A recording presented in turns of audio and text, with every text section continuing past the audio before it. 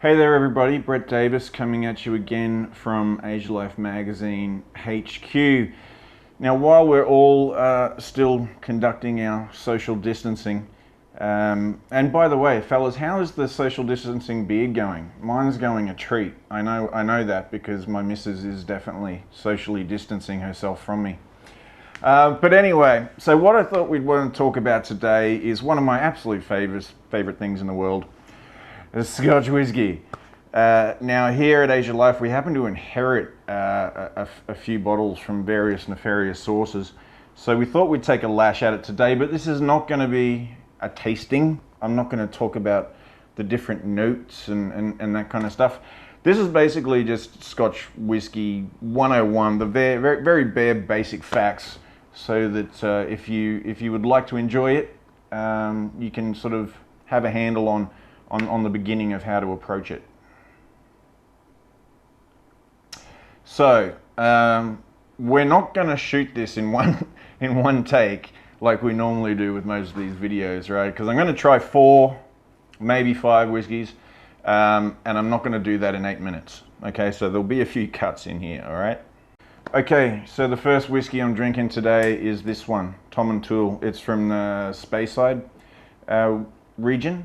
I'll get into the whole region thing a little bit later. So first of all, one of the things to understand is that there's some quite strict rules around Scotch whiskey and what can be called Scotch.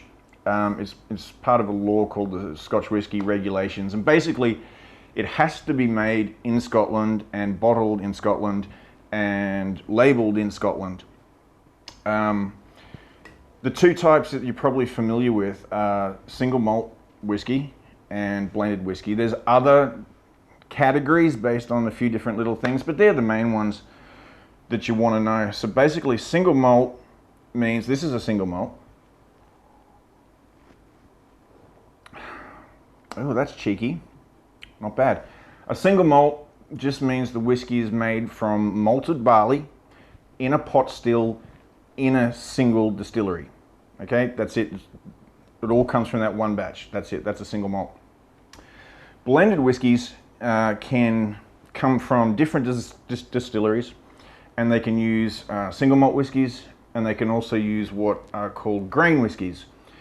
And what that means is that when they've made the whiskey, they've added other grains beside malt to it. So maybe, you know, wheat or rye or corn, something like that. So that's the difference. Yeah, not bad at all.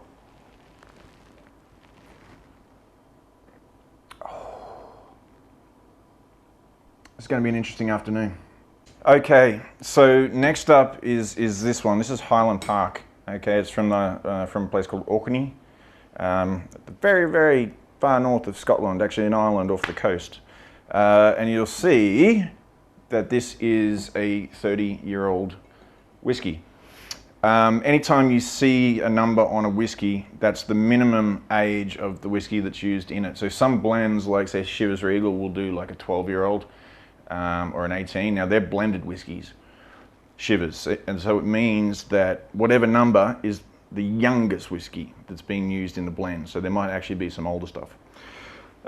If you have a bottle of, say, 12-year-old whiskey that someone gave you 10 years ago and you're saving it for a special occasion, and you open it now, that doesn't make it a 22-year-old whiskey. Once whiskey is out of the barrel and it's bottled, that's it. It stops maturing, right? So it's going to be the same. It's not like wine where the characteristics are going to change over time the longer it spends in the bottle.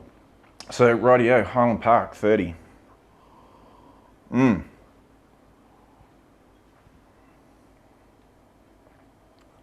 Oh, that's smooth as silk. That really is. Almost a little too smooth for my taste. A little bit of astringency there, but yeah, good whiskey. So let me talk about the different whiskey regions now.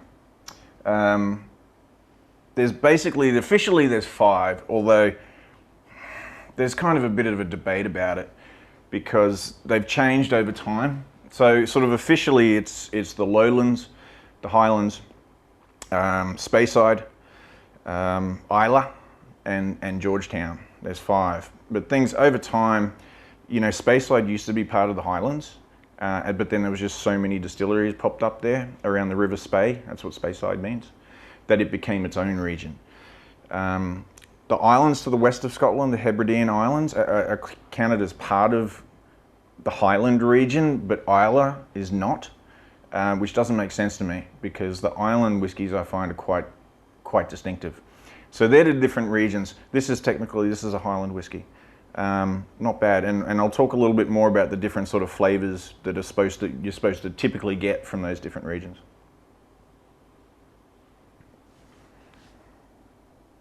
Smashing.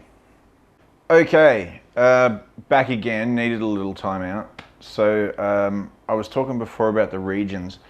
Now the regions are supposed to have sort of slightly distinctive tastes to them, but you know, don't read too much into it because even within single regions there can be a lot of variation, obviously.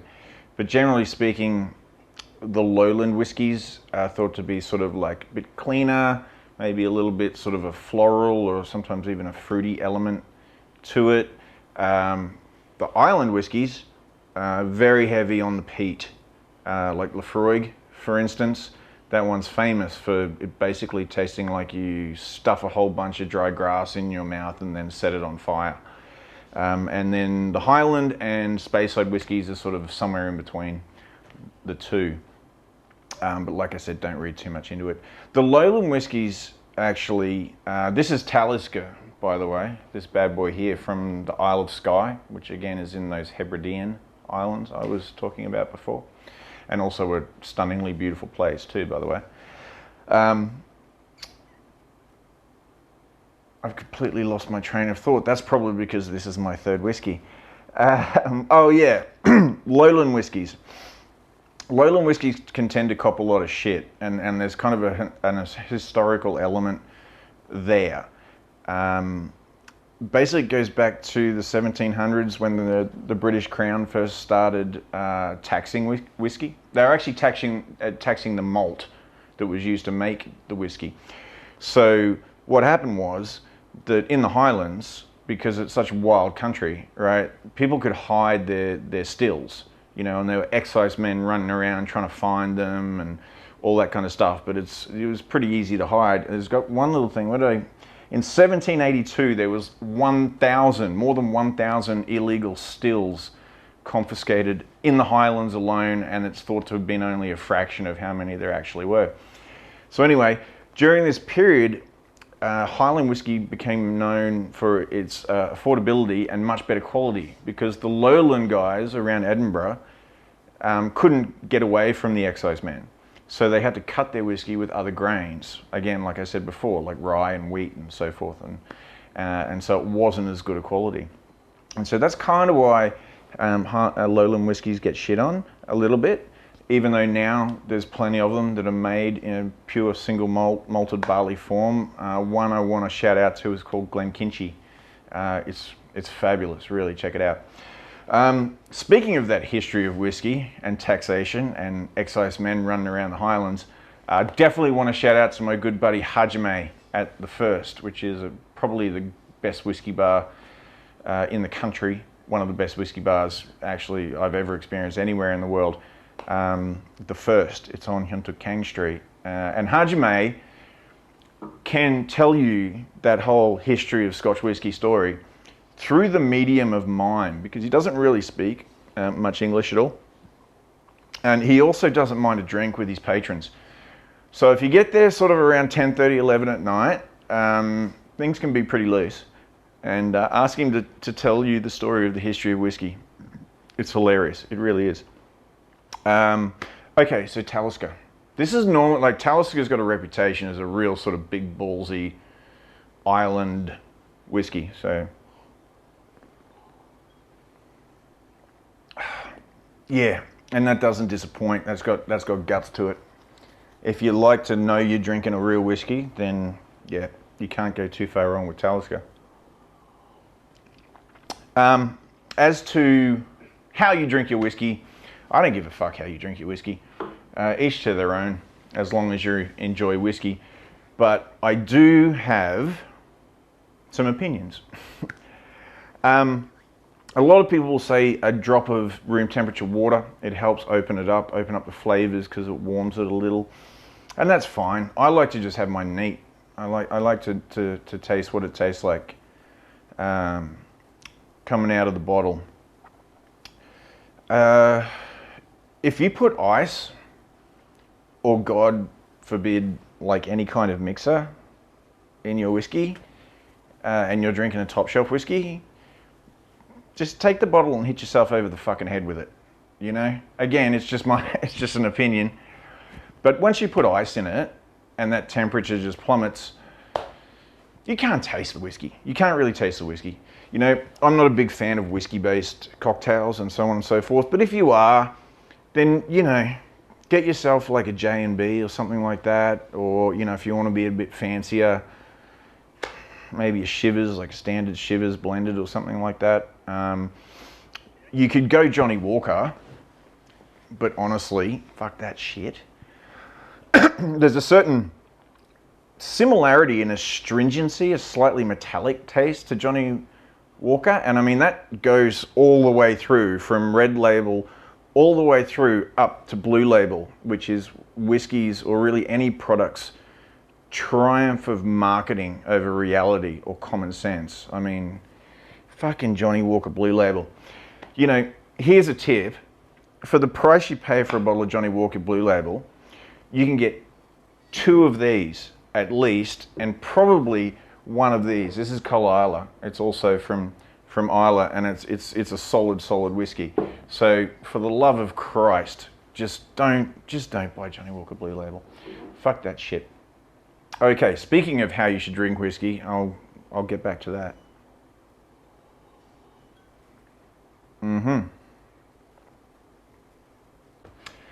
Okay, so what do I actually like? It's this bad boy here. This is Mother's Milk. It's the greatest whiskey in the world, as far as I am concerned. It's Lagavulin. Okay, I'm gonna talk a little bit like wanky tasting right now. So it's from a place called Isla. A lot of people mispronounce it as Islay, but it's actually pronounced Isla. It's an island off the southwest coast of Scotland.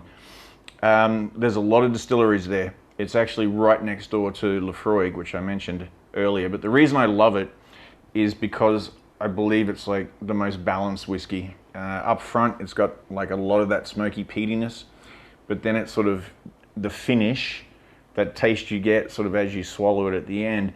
There's this sort of like a little bit sweet and a little bit salty. You know, the whiskeys from this area are known for that kind of like salty, almost iodine, seaweedy kind of taste. And for me, it's just perfection. It's utter perfection in a bottle. You can get it in Vietnam for about $100, but it's one of those whiskeys that you can just, it'll last you. It's worth it. It'll last you a long time, because I swear to God, half the time, I just need to smell it. You know, it'll take me an hour or so to drink one, because it just smells so beautiful. It's absolutely lovely. Hang on, I'm sorry. Oh, fuck me. That is just magnificent. Like, these are all good whiskeys, don't get me wrong, but so I failed to mention that this is a Lagavulin 16, and you know why I failed to mention it? Because you shouldn't have to. The Lagavulin distillery on the southern coast of Isla was legally licensed in 1816, so over 200 years, but they were distilling on that side for at least 100 years longer. And all that time, they just did one fucking thing. They did a 16-year-old whiskey. That was it. That was it. And they did it extremely well. Extremely well. But most of the big single malt Scottish whiskey brands now are owned by international conglomerates. And Lagavulin was bought a few years ago by Diageo, which I'm sure you've heard of. Owns a lot of big brands like Johnny Walker and Smirnoff and Guinness. Anyway, so I understand the imperative to make more money, and usually these companies do this by releasing different age brackets of whiskey, different varieties, you know, distillers selections and all this kind of stuff. Anyway, a couple of years ago, they came out with this. It's in that iconic bottle, that beautiful label, Lagavulin 12. Now, it's a cask strength release. What that means is normally at the end of the distilling process, whiskies are about low 60s in terms of alcohol percentage, and they're diluted with water, primarily so that we can actually taste them, you know, so it's not so strong and such rocket fuel that you just can't taste anything. So for some reason, Lagavulin or Diageo decided to do a cask strength release of a 12-year-old whiskey, which baffles me. You know, cask strength releases are good in old whiskies because they've had time to mature and the flavor can punch through the alcohol. So doing a cask strength release of a 12-year-old is just nuts, and I'll show you why.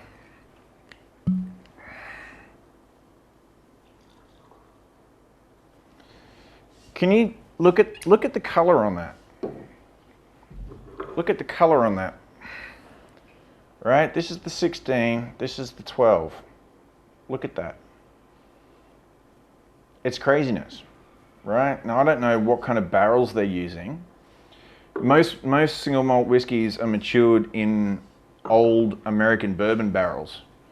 And there's a bit of a story behind that because the law in America says they have to use new barrels for every batch. So they're bought up by the Scottish distilleries.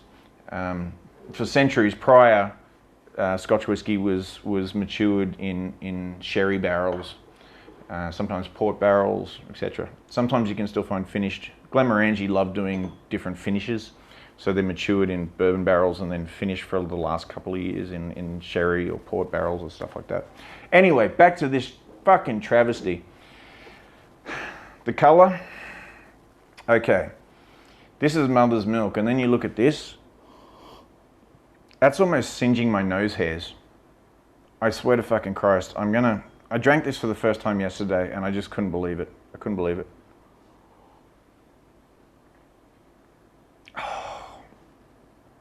Oh. Holy, whew.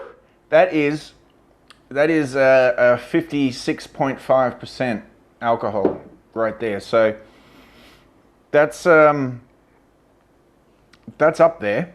This is 43. And also the other couple of years obviously make a difference. But that's the way whiskey's going. Anyway, so this has been fun. Thanks for joining us. Enjoy your whiskey. And again, get out there and support your local whiskey bars when we're all allowed out of the house again, particularly Hajime at the first. Hajime means first, by the way, in Japanese, so that probably explains the name for the bar. But it's awesome. Okay, so thanks for joining us again, and of course we'll be back with more content during these strange days. Okay, see you later. Scotch, Scotch, Scotch, Scotch in my belly. You remember that scene from Anchorman, Legend of Ron Burgundy? Scotch, Scotch, Scotch, Scotch in my belly. So delicious.